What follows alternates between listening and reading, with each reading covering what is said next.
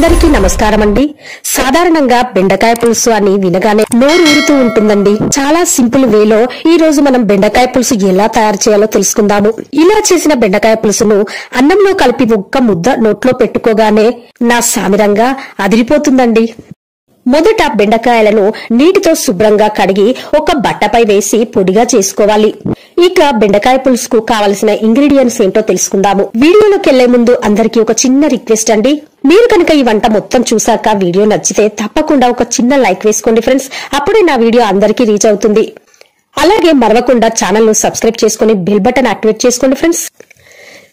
ఇక ఇంగ్రీడియంట్స్ విషయానికి వస్తే ఒక 1/2 కిలో బెండకాయలు, నిమ్మకాయ సైజ్ అంతా చింతపండు, 4 పచ్చిమిరపకాయలు, ఒక పెద్ద సైజు ఉల్లిగడ్డ, కరివేపాకు, కొత్తిమీర, ఆవాలు, జీలకర్ర, పచ్చిశనగపప్పు, మినప్పప్పు, నానబెట్టిన నిమ్మకాయ సైజ్ అంతా చింతపండు, తరిగిన ఒక టమాటా, తరిగిన 1/2 కిలో బెండకాయలు, పసుపు, ఉప్పు, కారం ఇవన్నీ తీసుకుంటామండి.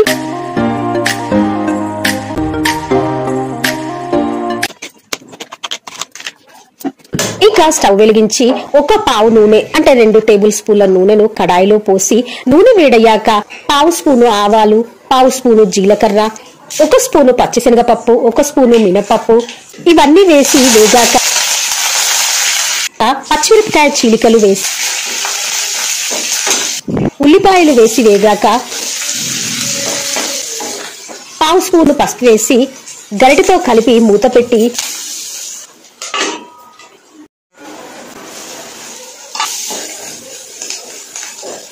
అర నిమిషం వేగాక 4 చిరిమిన వెల్లుల్లి రెమ్మలు వేయాలి.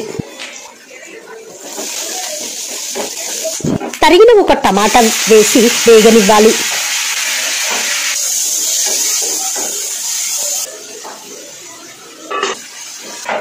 ఆ తర్వాత తరిగిన బెండకాయలు కడాయిలో వేసి కలపాలి. ఇలా బెండకాయలు వేగుతున్న సమయంలో ఇందులో ఒక స్పెషల్ పౌడర్ తయారు చేసుకోవాలండి. ఈ పౌడరే బెండకాయ పులుసుకు చాలా స్పెషల్ రుచిని ఇస్తుందండి. దానికి కావలసిన పదార్థాలు ఏంటంటే 1 స్పూను ధనియాలు, 1/2 స్పూను జీలకర్ర, 1/2 స్పూను మెంతులు కడాయిలో వేసుకుని దోరగా వేయించి దానిని చిన్న మిక్సీ జార్లో పొడిని తయారు చేసుకోవాలి. ఇలా తయారైన పొడిని పక్కన పెట్టుకోవాలి. ఇంతలో బెండకాయలు వేగాయండి. ఇప్పుడు 1 స్పూను ఉప్పు, 1 స్పూను కారం వేసి అంతా కలిసేలా కలుపుకొని 1 కప్పు చింతపండు రసం వేయాలి. ఆ తర్వాత మళ్ళీ ఇంకొక కప్పు చింతపండు రసం వచ్చిందండి. ఇలా 2 కప్పుల చింతపండు రసం వేసుకుని ఇక స్టవ్ 5 నిమిషాలు మీడియం ఫ్లేమ్ లో పెట్టి ఉడికించాలి. ఇక ఇందాక తయారు చేసిన జీలకర్ర, మెంతులు, ధనియాలు కలిపి తయారు చేసిన పొడిని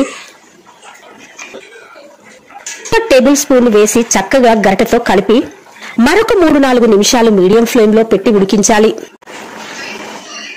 ఇక తరిగిన ఒక కొత్తిమీర కట్టను చక్కగా పులుసు మీద చల్లి స్టవ్ ఆఫ్ చేయాలి. పులుసు కూడా చిక్కగా అయ్యిందండి.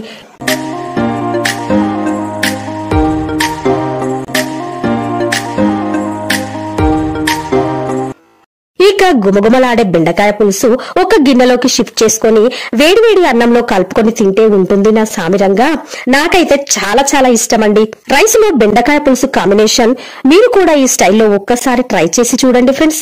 తప్పకుండా నచ్చుతుందని నేను అనుకుంటున్నాను. ఓకే ఫ్రెండ్స్, మీకు కనుక ఈ వీడియో నచ్చినట్లయితే ఒక లైక్ చేయండి, షేర్ చేయండి, తప్పకుండా ఛానల్ ను సబ్స్క్రైబ్ చేసుకోండి, మరవకుండా బెల్ బటన్ యాక్టివేట్ చేసుకోండి ఫ్రెండ్స్. మరొక ఈజీ రెసిపీతో మరో వీడియోలో మళ్ళీ కలుస్తాను. అంతవరకు సెలవా మరి.